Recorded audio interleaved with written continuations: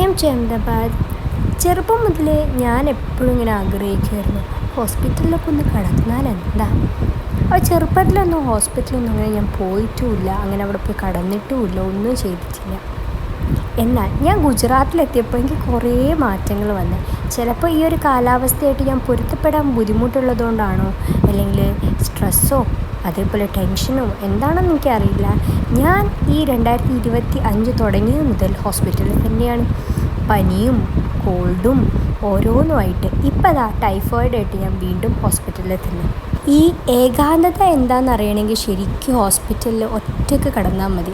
അപ്പോൾ മനസ്സിലാവും. ആ കാണുന്ന ആ വാതിൽ കണ്ടോ, ആ വാതിലിൽ ചെറിയൊരു ഗ്ലാസിൻ്റെ പോർഷൻ ഉണ്ട്. അതും നോക്കി പുറത്തേക്ക് കിടക്കലാണ് ഇപ്പോൾ മെയിൻ പരിപാടി. ആരെങ്കിലും വരുന്നുണ്ടോ എന്ന് നോക്കിയിട്ടാണ്.